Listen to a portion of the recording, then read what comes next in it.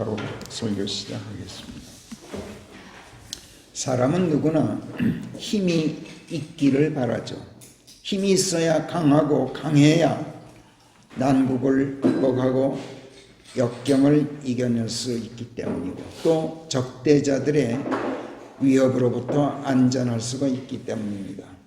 이건 민족도 마찬가지고 국가도 마찬가지입니다. 그래서 사람들은 어떻게 해서든 자신의 힘을 기르려고 애쓰고 또 자신의 힘을 기르기가 어렵고 자신의 힘에 기대는 데 한계가 있게 되면 어떻게 해서든 남의 힘이라도 빌려서 그 힘에 기대려고 하죠. 그 결과 개인이건 민족이건 국가건 사람은 누구나 크든 작든 정도의 차이는 있겠지만 각기 나름대로 어떤 힘을 갖고 있게 마련입니다. 높은 자는 높은 대로, 낮은 자는 낮은 자대로, 또 부한 자는 부한 대로, 가난한 자는 가난한 대로, 존귀한 사람이나 비천한 사람이나 일식한 사람이나 무식한 사람이나 심지어 건강이 안 좋아서 몸이 약한 사람일지라도 그 나름대로 어떤 힘을 지니고 있습니다. 그리고 그 힘을 과시할 뿐만 아니라 그 힘을 사용하고 또 자랑스러워하죠. 사도 바울은 몸이 약했죠. 시력도 극도로 나빴습니다.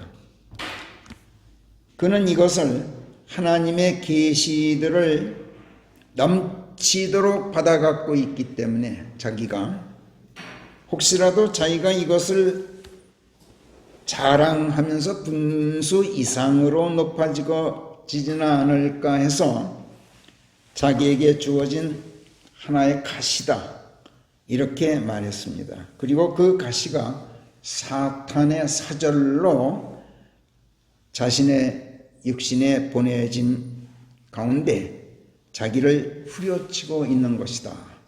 이렇게 고린도후서 12장 7절에서 토로하고 있습니다. 말하자면 육신적인 힘에 관한 한 자기는 힘이 없어 아주 허약하기만 하다는 것인데 이것이 타고난 것이 아니라 자기를 자고하지 못하도록 하려고 하나님께서 자기를 그렇게 허약하게 만드신 것이다. 이렇게 생각했던 겁니다. 그렇기는 하지만 너무나 괴로워서 그것이 자기에게서 떠나게 해 주십시오 하고 하나님께 3번이나 간청을 했죠.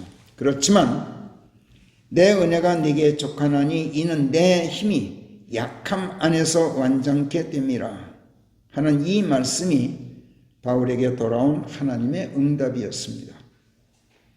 네가 약해야 내게 강한 힘을 청할 것 아니냐. 그리고 내가 네 청을 받아들여서 네게 힘을 주고 강하게 만들어 주어야 네가 내게 의지하고 살게 될 것 아니냐. 내 힘의 존재가 그래야 목적을 이루게 될 것 아니냐. 네가 네 힘이 아니라 네 하나님인 내 힘에 의지하여야 네가 진짜 강해질 수 있을 터인즉 너를 허약하게 만든 것이 도리어 네게 족한 은혜다. 이런 말씀이었어요. 그래서 사도 바울은 고린도후서 12장 9절에서 그러므로 그리스도의 권능이 내 위에 머물러 있게 하기 위해 내가 지극히 즐거운 마음으로 내 연약함을 도리어 자랑하고 싶다. 이렇게 말했습니다. 힘 있는 것을 자랑하는 게 보통이죠. 근데 허약한 걸 자랑하고 싶다 그랬어요. 왜? 그래야 하나님의 권능이 내게서 떠나지 않을 테니까. 10절 그래서 나는 그리스도를 누리기 위하여 연약함과 치욕과 궁핍과 박해와 고난들 속에서도 즐거워하노니 이는 내가 약하면 그때 내가 강하기 때문이니라. 약해야 강하다. 아주 대표적인 패러독스의 진리입니다. 역설의 진리죠. 내가 약해야 강하다. 고린도후서 12장 9절 10절에서 그는 이렇게 고백합니다. 세상 천지에 건강하고 튼튼한 힘을 자랑하는 게 아니라 허약함을 자랑하고 싶어 했던 사람, 아마 바울이 유일할 겁니다. 튼튼함이 아니라 연약함, 명예로움이 아니라 치욕, 풍요로움이 아니라 궁핍, 칭송과 예찬이 아니라 도리어 박해받는 것, 평안이 아니라 고난들, 그런 속에서도 즐거울 수 있었던 사람, 바울이 역사상으로도 유일할 겁니다. 그야말로 사도 바울이야말로 하나님의 패러독스를 알고 있었던 거죠. 역설의 진리를 터득하고 있었던 겁니다. 그리고 거기서 힘을 얻고 있었던 겁니다. 근데 바로 이것이 그의 힘이었고 그의 강함이었어요. 여러분도 각기 나름대로 어떤 힘을 가지고 있을 겁니다. 여러분도 강합니다. 그런데 문제는 여러분에게 있는 그 힘, 그 강함이 어디에서 기인되고 있느냐 하는 거지요. 여러분에게 어떤 힘이 있다면 그 힘은 어디서 나오는 힘인가? 한번 생각해 보십시오. 돈에서 나오는 힘인가? 권력이나 명예에서 나오는 힘인가? 지식이나 지혜에서 나오는 힘인가? 또는 신체적 힘이나 육신의 강함에서 나오는 힘인가? 아니면 남편이나 처자식들이나 부모에게서 나오는 힘인가? 그렇다면 돈은 어떻게 벌었는가? 권력이나 명예는 누가 주었는가? 지식이나 지혜는 어디서 얻었고 신체적인 힘이나 육신의 강함은 어디서 났는가? 또 돈도 없고 권력도 명예도 지식도 지혜도 없고 신체적 힘도 육신의 건강도 없다면, 남편도 없고 처자식도 없고 부모도 없다면, 있어도 무력한 남편, 또 별 볼 일 없는 못난 처자식들, 그리고 도움보다는 도리어 짐이 되는 부모라면, 그런데도 크건 작건 어떤 힘이 있고 어려워도 버텨나갈 수 있는 생존 능력이 여러분에게 만약 있다면 그건 누구 덕인가? 여러분 자신의 덕인가? 타고난 팔자 덕인가? 세상 덕인가? 사람 덕인가? 아니면 하나님 덕인가? 여러분에게 만약 마스크 한 장 갖고 코로나 팬데믹 같은 역병을 이겨낼 힘이 있다면, 여러분에게 그러한 고난과 역경을 극복하고 살아남을 힘이 있다면 그 힘 어디서 나왔겠는가? 그 힘 마스크에서 나왔는가? 손 자주 씻고 거리 두기 지키고 대면 접촉 피하고 집회로 모이기를 삼가라고 하루에도 12번씩 휴대폰에 경고 문자 날려보내는 방역당국의 말을 잘 듣고 있는 데서 그 힘이 나왔는가? 여러분에게 만약 역병을 이겨낼 힘도 없고 그러한 고난과 역경을 극복할 자신이 없다면 여러분은 어디서 그 힘을 얻고자 하는가? 또 어떻게 해서 강해지고자 하는가? 이걸 한번 생각해 보자는 겁니다. 그 답은 뻔하지 않느냐? 여러분은 이렇게 반문할 겁니다. 맞습니다. 그 답 뻔합니다. 그래서 여러분은 아마 코로나 바이러스 따위 그런 위협을 이겨내고 여하한 고난 역경도 극복할 수 있는 힘은 오직 하나님에게서 나온다. 이렇게 말하고 싶을 겁니다. 틀린 생각 아니죠. 그러나 성령께서는 틀림없는 이 생각을 조금 다르게 표현하십니다. 왜냐? 모든 힘, 모든 강함은 오직 권능의 하나님께로부터 나온다고 말하지만 대부분의 경우 이런 말은 너무 입에 발린 소리일 경우가 많기 때문입니다. 그래서 오늘 성령께서는 우리로 하여금 이것을 한번 진지하고 솔직하게 생각해 보도록 하십니다. 그래서 오늘은 시편 89편 초반부 1절부터 18절까지의 말씀들을 본문으로 모든 역경 이겨낼 힘 어디서 얻겠습니까? 이 제목으로 설교를 진행하면서 여러분과 함께 성경 말씀들을 탐색해 보겠습니다.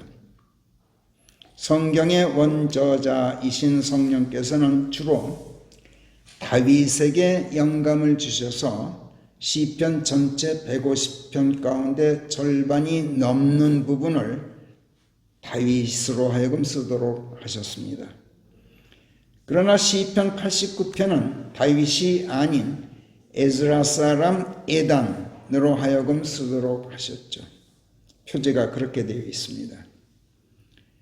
열왕기상 4장에 보면 성령께서 솔로몬의 지혜를 언급하고 계시는데 30절부터 34절까지 보면 솔로몬의 지혜가 동방나라 모든 자손들의 지혜와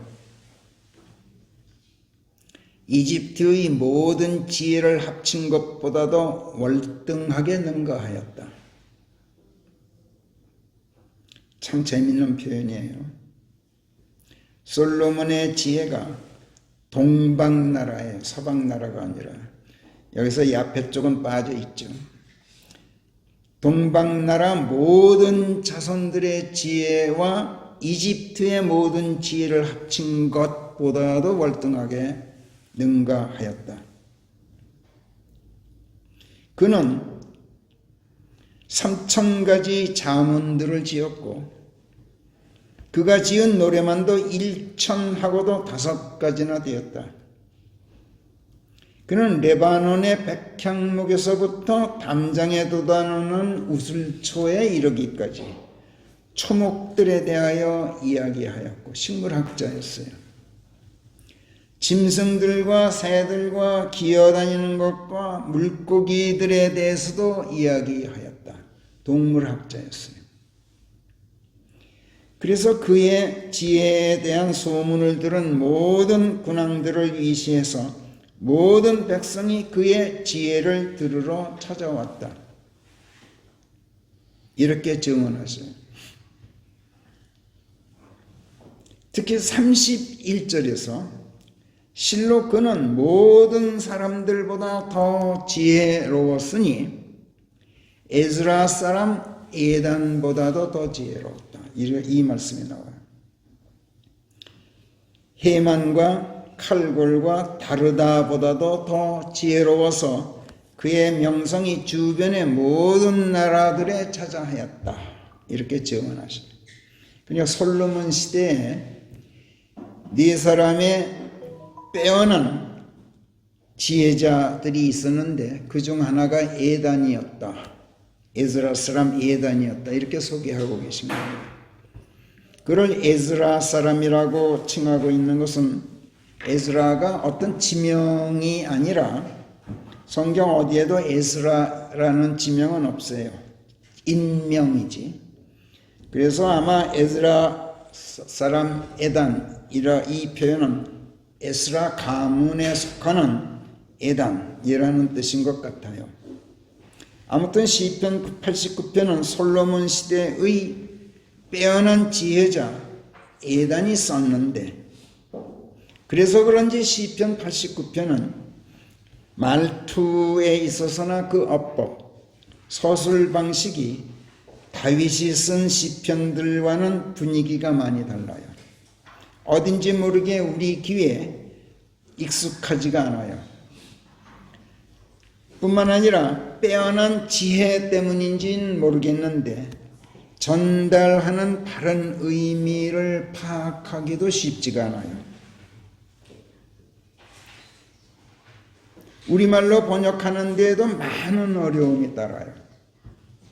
그래서 지금까지 나온 우리말 역본들도 시편 89편에서 아주 많은 부분을 오역해 놓았어요.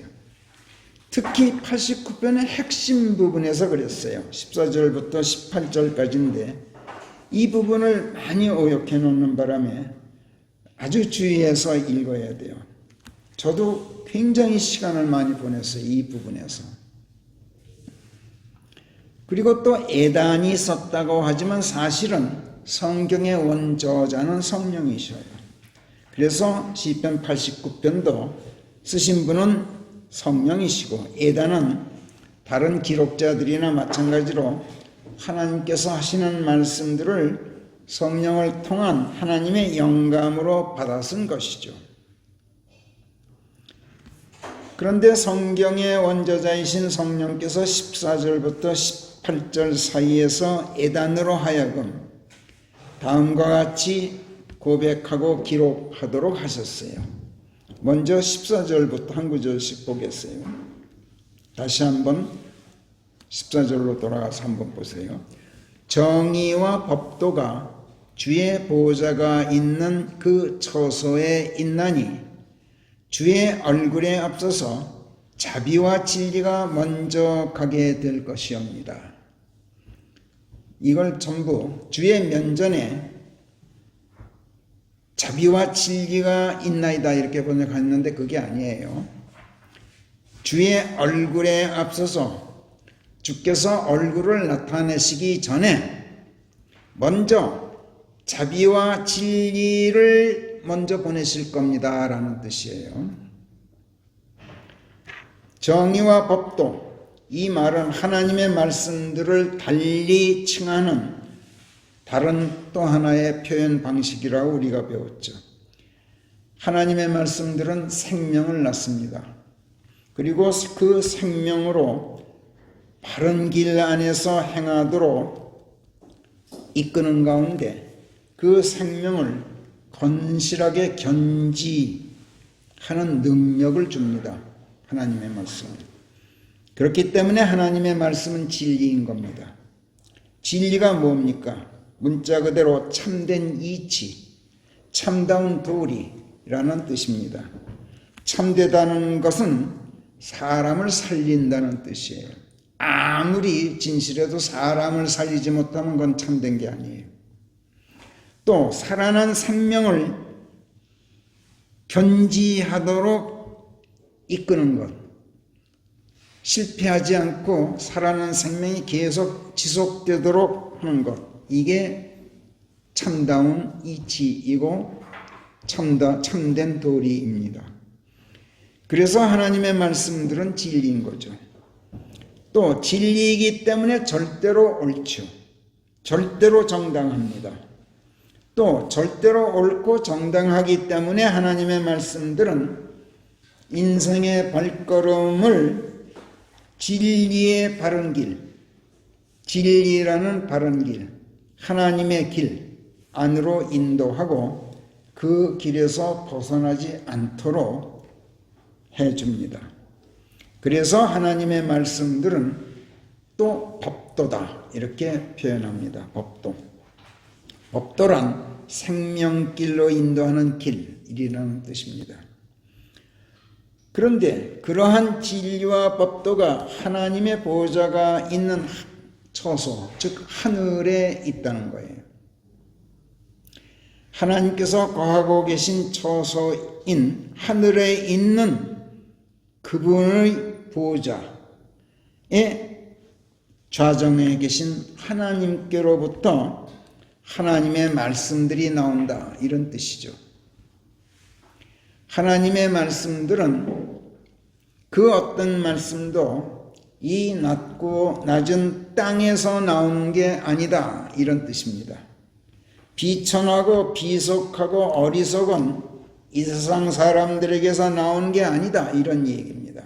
하나님의 말씀들은 보좌에 앉으신 하나님께로부터 나온다. 그 하나님께서 거하시는 처소인 하늘들에 하나님의 말씀들이 있습니다라는 말씀은 성경 말씀 절대로 세상에서 나온 말씀이 아닙니다라는 뜻입니다. 하나님께서는 거룩하고 성결하셔요. 그래서 하나님께서는 드높이 하늘에 계시는 거예요. 그러나 그럼에도 불구하고 인간 세상과 멀리 동떨어 계시느냐 하면 그게 아니야. 하나님께서는 인간 사에 대해서 절대로 무관심하고 계신 게 아니에요. 드높이 하늘에서 눈을 떼지 않고 이 땅을 굽어보고 계시고 인간사에 깊은 관심을 쏟고 계시고 그러는 가운데 한 사람 한 사람의 개인사까지도 거기에 개입하고 섭리하셔요. 그리고 아주 드물기는 하지만 때로는 그 거룩하고 지구하신 분께서 당신의 얼굴을 이 땅에 나타내기도 하셔요.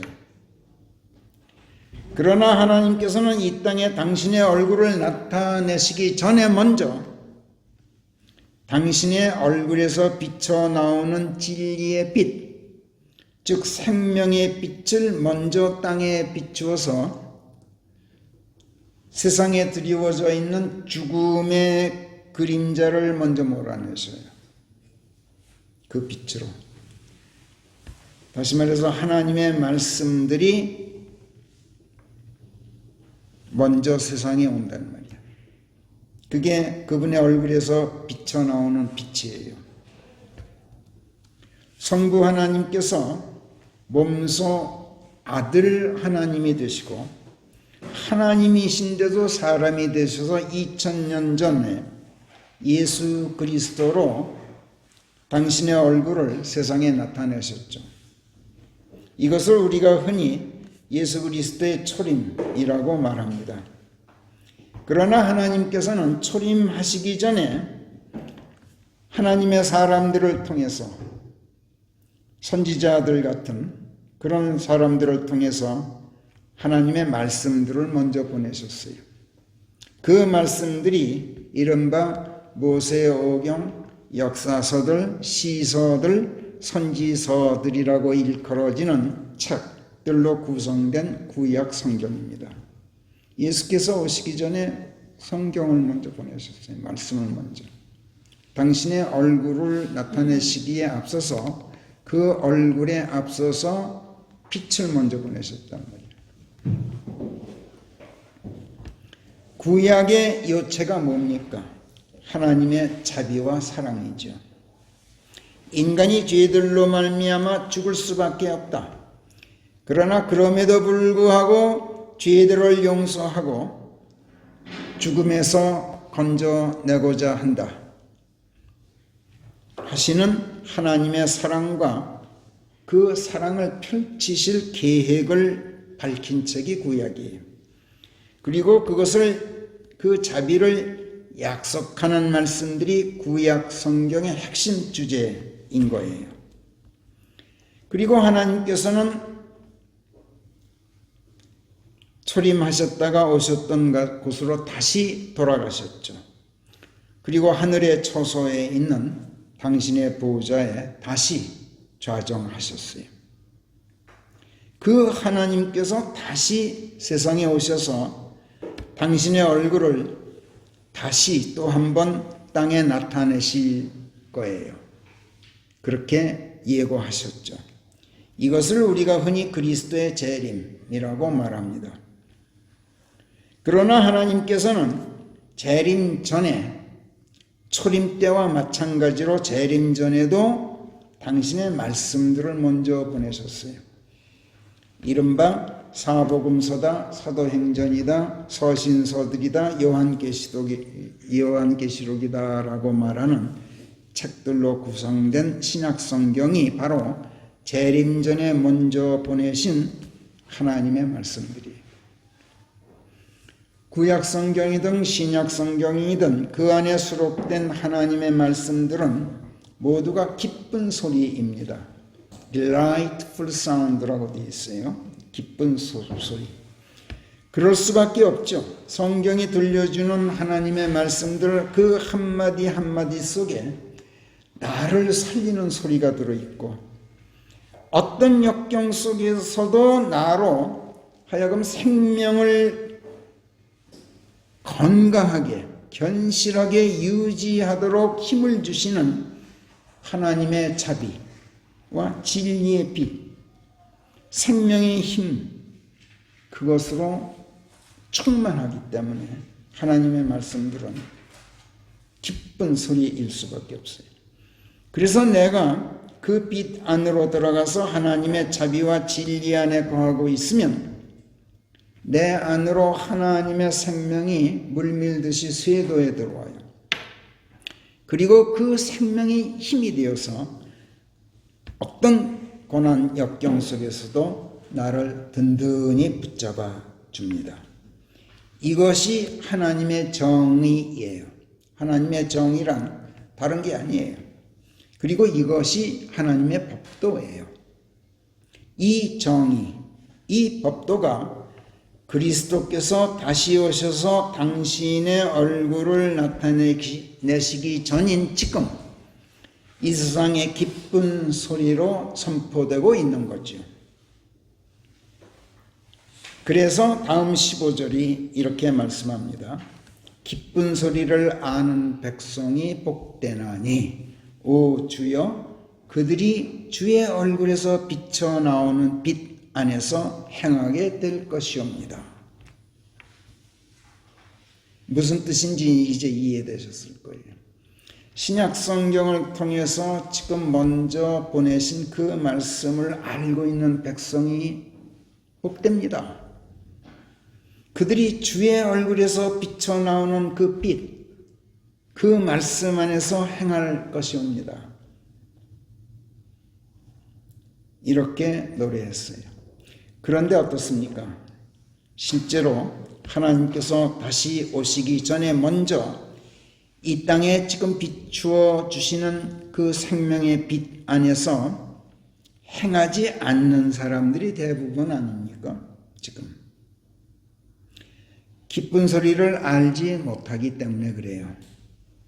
하나님께서 바라시는 기쁜 소리를 듣지 못하는 게 아니라 주의하세요. 기쁜 소리를 다 들어요.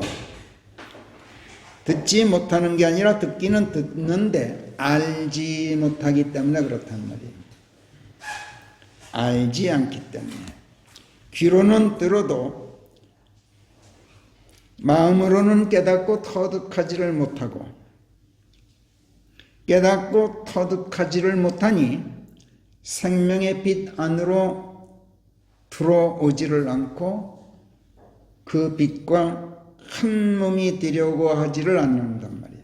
안다라는 말 아래 정확한 의미를 우리만큼 정확하게 배운 사람 많지 않습니다. 그래서 수많은 사람들이 하나님의 정의를 힘입질 못해.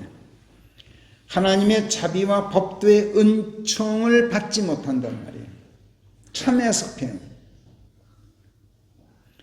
코로나 바이러스 같은 미물에도 수천만 명이 병에 걸리고 수백만 명이 맥없이 쓰러져요.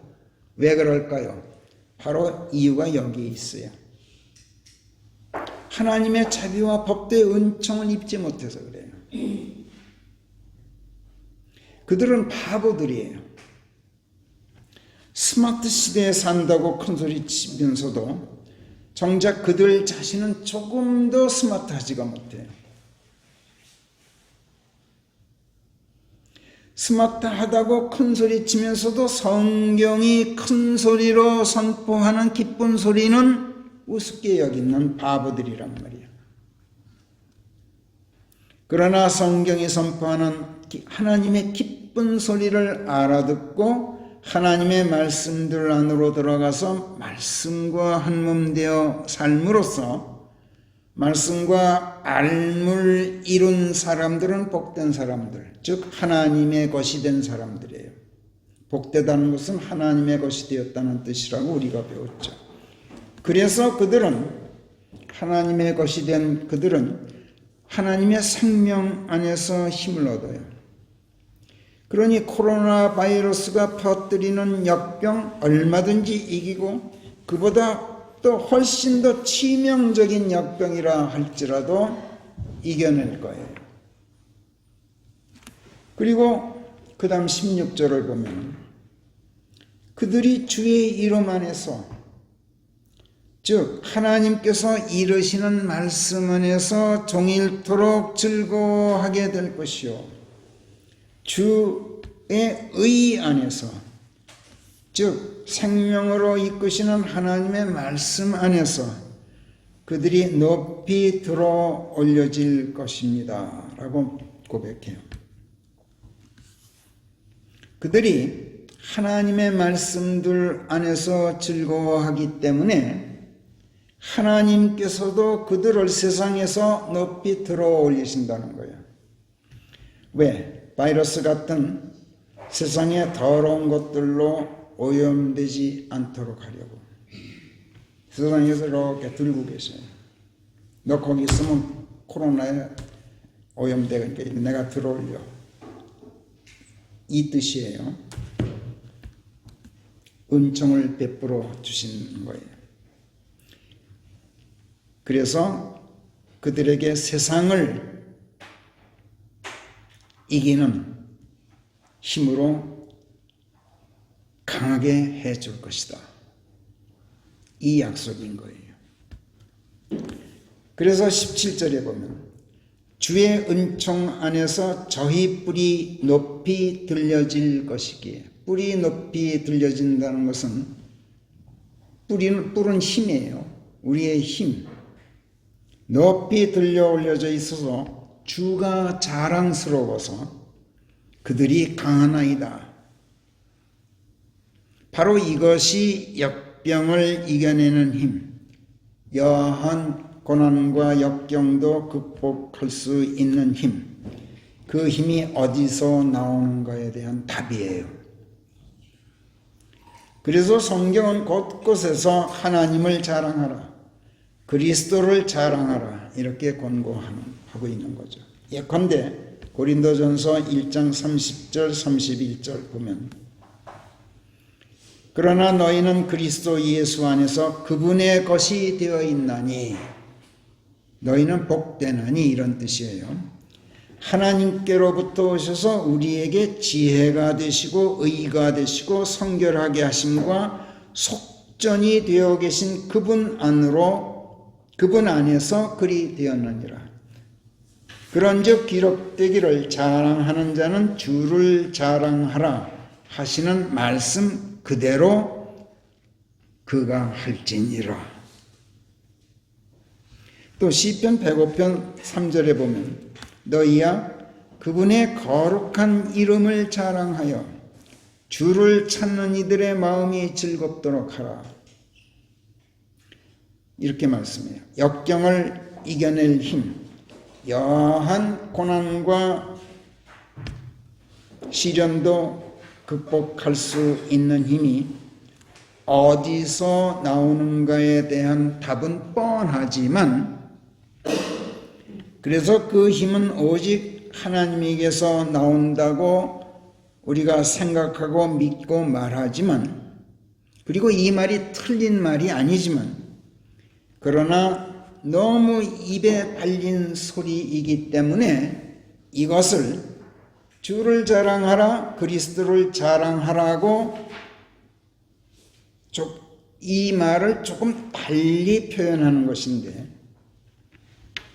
하나님의 은총 안에서 우리가 높이 들려 있기 때문에 우리가 역병에 오염되지 않고, 그렇기 때문에 우리의 건강한 힘은 오직 하나님께로부터 나오지만, 그러나 성령께서는 하나님 덕에 우리가 강하다 이렇게 말씀하지 않으셔요. 달리 표현하셔요. 어떻게? 하나님을 자랑스럽게 여기기 때문에 우리가 강한 것이다. 이렇게 말씀하신다면 하나님이 바로 힘의 원천이시고 우리의 강함이 오직 그분에게서 나오지만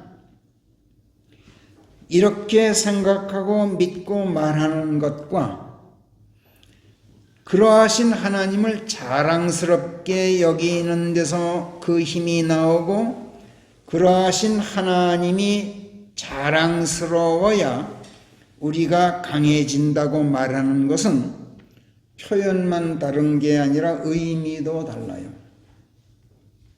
어떻게 다를까요?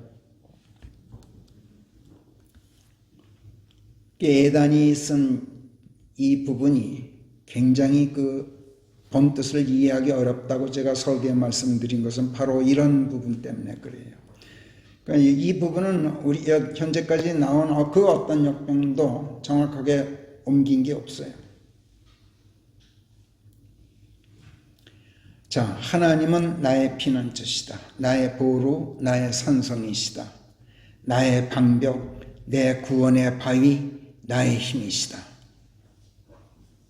이렇게 말하죠. 이거 누가 뭐라고 해도 틀림없는 사실이에요. 그러나 그렇다고 믿고 그분께 의탁하겠다. 이렇게 마음 먹고 말하기는 쉬워요. 그러나 그러하신 하나님을 자랑스러워하기는 말같이 쉽지가 않아요. 그렇잖아요. 여러분들 나 하나님을 신뢰할 거야. 그분은 나의 산성이시고 나의 방벽이시고 나의 피난처시고 내 보루이시고 내 구원의 바위야. 그러니 내가 그분을 의탁해야지. 이렇게 마음 먹기는 쉬워요. 말하기도 쉬워요. 근데 그분을 자랑하기는 여러분 그렇게 쉽지가 않아요. 왜 그런지 아세요? 전자는 생각에 지나지 않고 말에 지나지 않는 데 반해서 후자는 실천적인 행동이어야 하기 때문에 그래요. 어느 경우에나 무엇을 마음 먹고 말하기는 쉬워요. 그러나 행동하기는 쉽지 않은 법이에요. 어째서 그렇습니까? 무엇을 마음 먹고 말하는 것은 그것을 가로막고 저지하는 방해물이나 방해자가 없기 때문에 그래요. 그러나 무엇을 실천하고 행동하려고 나서면 그것을 가로막고 방해하는 많은 것들이 들고 일어나요. 내가 뭘 생각해? 생각은 자유야. 그럼 내버려둬요. 내가 뭐라고 말해? 네 마음대로 짓거려 내버려둬요. 근데 행동으로 실천하려고 하면 분위기가 전혀 달라져요. 안 돼! 하고 가로막기 시작해요. 문재인 물러나라. 아무리 소리치고 외치고 신문에 전당 광고를 내도 조용해요. 청와대.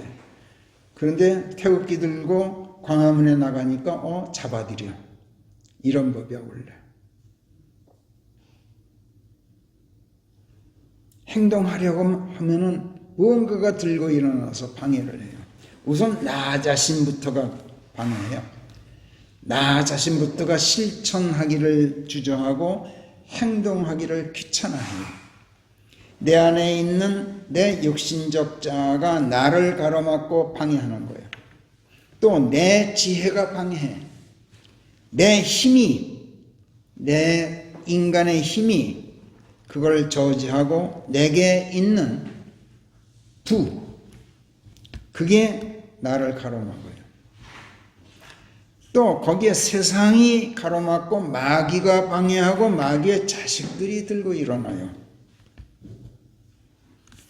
하나님께서 이런 것들을 혐오하시는 이유가 여기 있어요. 하나님께서 혐오하시는 이런 것들을 내가 물리쳐야만 내가 실천하고 행동할 수 있게 돼요. 이런 것들을 물리쳐야 하나님을 자랑할 수 있게 돼요. 그래서 자랑한다는 것은 그리 말같이 쉽지 않다는 거예요. 그래서 하나님께서도 에레미야서 4장 2절 같은 것에서 이렇게 말씀하셔요. 에레미야 4장 1절과 2절 우리 같이 한번 읽어보요. 시작. 이스라엘아 네가 돌아오고자 한다면 주가 말하노니 내게로 돌아오라. 네가 내 목전에서 너의 혐오스러운 짓들을 벗어던진다면 그때에는 네가 치워 없어지지 않으리라. 그리고 진리 안에서 법도 안에서 의 안에서 네가 맹세코 말하기를 주께서 살아계신다 하게 될 것이요 민족들이 그의 안에서 자신들을 복되게 할 것이요 그들이 주를 자랑하게 되리라. 보세요. 혐오스러운 것들, 하나님께서 혐오하시는 것들, 내 육신적 자, 내가 무언가를 실천하려고 하면은 가로막고 들고 일어나서 방해하는 그런 것들을 내가 치워버리면 그때서 비로소 네가 주 하나님을 자랑하게 될 것이다. 이렇게 말씀해요. 그런데 여러분, 하나님께서 미워하고 혐오하시는 이런 것들 무엇으로 어떻게 물리치겠습니까? 이에 대해 성경은 갈라디아서 6장 14절 같은 데서 내 육신적 자아를 십자가에 달아야 한다고 답하셔요. 그러나 하나님께서는 우리 주 예수 그리스도의 십자가 말고는 내가 자랑하는 것을 금하시나니 그분에 의해서 세상은 나에 대하여 십자가에 달려 있고 나는 세상에 대하여 십자가에 달려 있느니라. 내가 세상에 대하여 십자가에 달려 있다는 것은 또 세상이 나에 대하여 십자가에 달려 있다는 것은 서로가 관계가 단절되었다는 뜻이야. 세상이 나를 볼 때 내가 죽어버렸어. 또 내가 세상을 볼 때 세상은 나에 대해서 죽어 있어. 그러니까 관계가 단절되어 있어. 그러니까 방해하고 저지하고 가로막고 들고 일어나고 자시고 할 건덕지가 없게 돼.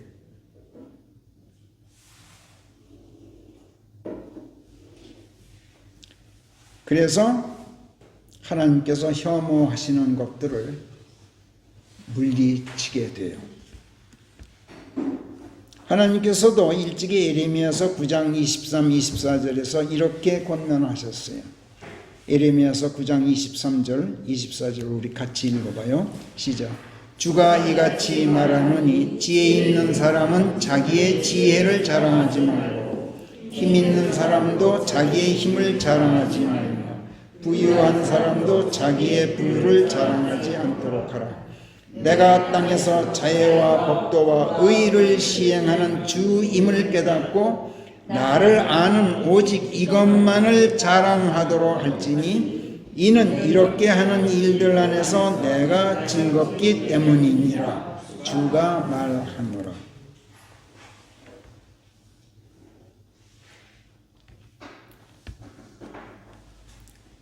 여기서도 나를 자랑하라고 말씀하지 않아요. 나를 아는 오직 이것만을 자랑하라고 그래요. 표현이 달라요. 하나님께서는 아까도 봤지만 고린도전서에서나 9장 10절 12절에서나 고린도후서에서나 빌립보서에서나 그리스도를 자랑해라 하나님을 자랑하라 했는데 표현을 달리 하시면서 하나님을 아는 것을 자랑해라 이렇게 표현한단 말이에요. 네게 있는 그 무엇도 자랑하지 말고 오직 하나님이신 당신만을 자랑하라고 말씀하시는 것이지만 내가 이러저러한 하나님인 것을 깨닫는 것,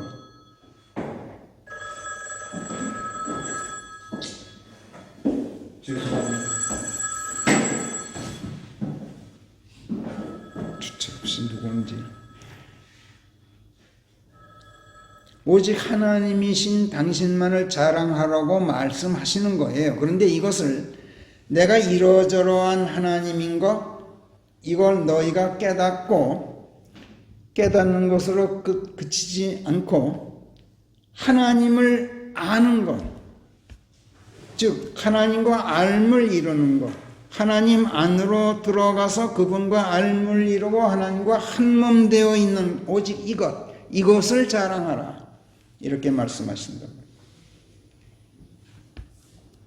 지식을 자랑하라는 게 아니에요. 하나님을 아는 지식을 자랑하는 게 아니라 하나님과 알을 이루고 있는 것. 하나님은 나의 피난처, 나의 산성, 나의 구원의 바위 하고 생각하고 믿고 말하기만 하지 말고, 하나님께서 정말로 나의 피난처가 되어주고 계신 것, 나의 산성, 내 구원의 바위가 되어주시도록 행동하고 실천하라는 거예요. 하나님을 아는 것, 하나님과 알을 이루고 하나님과 한 몸이 되는 것만이 실천적인 행동이에요. 그렇게 마음 먹기는 누구든지 해요. 말도 누구든지 할 수 있어요. 그런데 실제로 하나님과 알을 이루는 건 실천적인 행동이에요. 그래서 쉽지가 않다는 거예요. 그리고 이 실천적인 행동이 있어야 우리의 입에서 마음으로부터 우러나오는 진실한 소리로 18절을 고백하게 돼요. 18절 우리 다시 한번 읽어봐요. 시편 89편 시작. 실로 주께서는 저희들의 방벽이시나이다. 이스라엘의 거룩한 유일자께서 저희들의 왕이신 것이옵니다. 이런 진실한 고백이 노래로 터져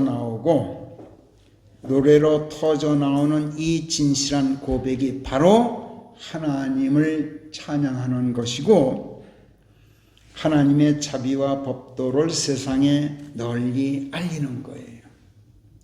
그래서 에다는 시편 89편 맨 먼저 1절에서 이렇게 말해요.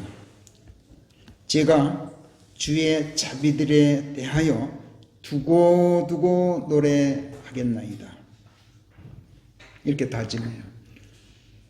노래한다는 것은 거듭거듭 반복한다는 뜻이라고 그랬어요. 또 큰 소리로 외친다는 뜻이라고 했어요.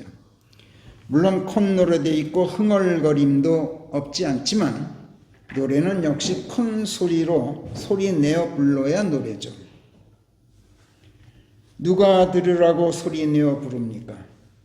하나님께서 들으시라고 노래 부르고 나 자신이 들으라고 노래 부릅니다. 무엇보다도 다른 사람들이 들으라고 노래 부르어요. 무엇을 노래합니까? 성령께서 에단의 입으로 시편 89편 1절에서 이에 대해 답하셔요. 시편 89편 1절 다시 끝까지 한번 읽어봐요. 시작. 제가 주의 자비들에 대하여 두고두고 노래하겠나이다. 제가 제 입을 가지고 주의 신실하심이 모든 세대들에게 알려지도록 하겠나이다.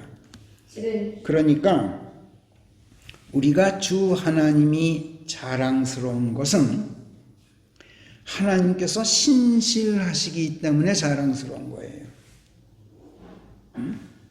신실하다는 게 무슨 뜻이에요? 한 번 약속했으면 그 약속을 반드시 이행하는 것, 이것을 신실하다라고 표현해요. faithful하다. 하나님께서 뭘 약속하셨죠? 자비를 약속하셨어요. 그리고 그 약속을 반드시 지키셔요. 네가 내 목전에서 혐오스러운 짓들을 벗어 던지면 그때에는 내가 너를 치워 없애지 않겠다, 이렇게 약속하셨지만 여러분, 내가 그 혐오스러운 것들을 다 미처 다 벗어 던지기도 전에 하나님께서 싫어하시는 것들을 내가 아직 다 버리지도 않았는데, 그런데도 하나님께서는 내게 자비를 베푸셔요. 지극히 높으시고 존엄하고 준엄하고 매사에서 절대로 오르신 분, 절대로 정당하신 분이셔요. 그런데도 하나님께서 여러분 우리에게 져 주고 계셔요. 양보하고 계셔요.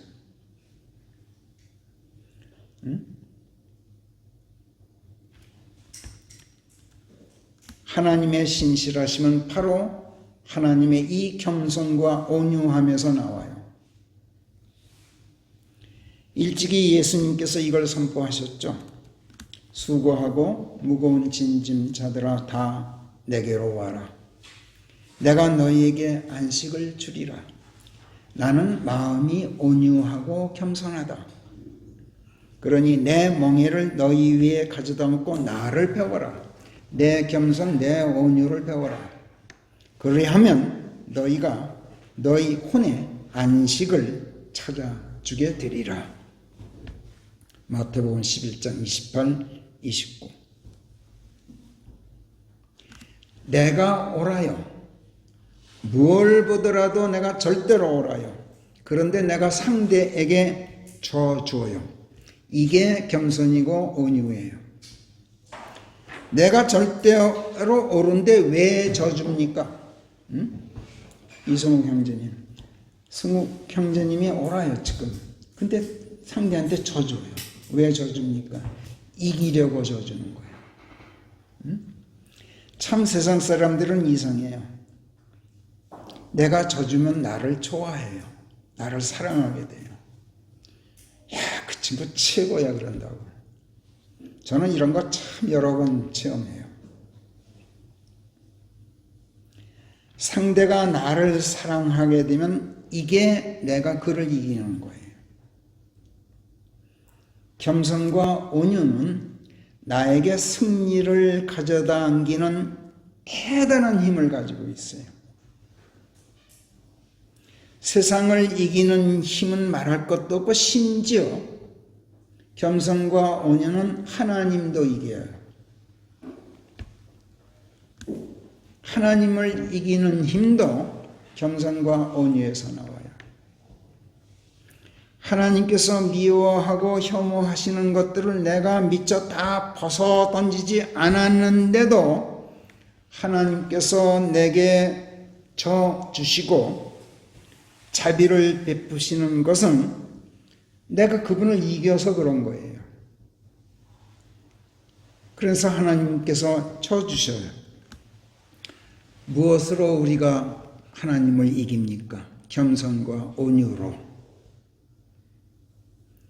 나를 자랑하지 않고 하나님을 자랑할 수 있는 것은 내가 하나님의 말씀 앞에서 나를 죽이고 내 자아를 십자가에 달아버릴 만큼 내가 겸손하고 온유했기 때문이에요.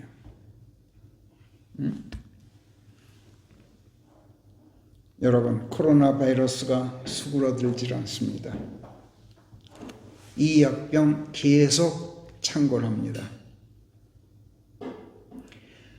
그렇다면 그런데도 버티고 견딜 힘 갖고 싶으시죠? 그만큼 여러분은 강하고 싶을 겁니다. 그렇다면 우리 하나님이 자랑스럽게 됩시다. 하나님을 자랑스럽게 여기는 자들이 됩시다. 하나님이 자랑스러우려면 말씀 앞에서 겸손하고 온유하여야 한다는 이것 우리 잊지 맙시다. 겸손과 온유를 우리가 예수님께 배워야 합니다. 기도하겠습니다. 하나님, 주 안에서 강건하고 주의 능하신 권능 안에서 강하라 권면하신 성령 하나님의 말씀을 이 시간 저희가 새롭게 기억에 떠올립니다. 하나님, 정말이지 저희는 강하고 강건하기를 원합니다. 그렇지 않으면 세상을 뒤덮고 있는 가운데 우리를 공포로 떨게 만들고 있는 이 코로나 역병, 저희가 맞서 이길 수가 없습니다. 하나님, 1년 가까이 시간이 흐르고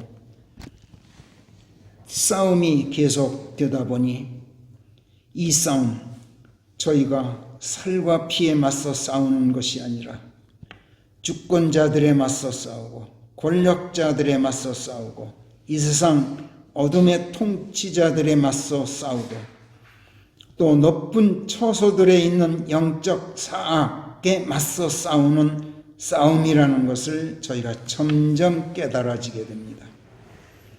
그러므로 하나님을 전신 갑옷으로 너희에게 가져다 입힐지니 그래야 너희가 간날에 능히 버틸 수 있고 모든 것을 다 한 뒤에 굳건히 서 있을 수 있다 하신 이 말씀 깊이 저희가 마음에 새깁니다. 그러니 하나님 안에서 하나님을 입고 생명의 말씀인 진리로 저희가 허리를 동여매고 아버지 하나님의 의의를 가슴판으로 두르고 주 하나님을 자랑스러워하면서 저희가 굳건히 서 있을 수 있도록 저희들을 붙잡아 주시옵소서. 주 예수 그리스도 안에서 저희가 겸손을 배우고 온유를 배우겠습니다. 그리고 안식하겠습니다. 그리고 하나님의 자비를 노래하고 하나님의 신실하심을 세상에 알리겠습니다. 그러니 저희 발에 화평의 복음을 전파할 만반의 준비를 신발로 신겨주시고 무엇보다도 믿음을 방패로 들고 있어 그것으로 저 사악한 자의 모든 불화살들을 능히 막아 끌 수 있게 해주시며 저희가 받아갖고 있는 구원을 투구로 가져다 쓰고 하나님의 말씀을 성령의 칼로 가져다 차고 그 칼로 아버지께서 혐오하시는 모든 것들을 후리쳐 물리칠 수 있게 해 주시옵소서. 모든 고난 역경 견디고 이겨내는 강한 힘이 하나님이 자랑스러운 데서 나오게 해 주시옵소서. 마음만 먹고 말만 하지 말고 실천하고 행동하도록 저희들을 강하게 만들어 주시옵소서. 감사하옵고 우리 주 예수 그리스도의 이름 안에서 기도하옵나이다. 아멘.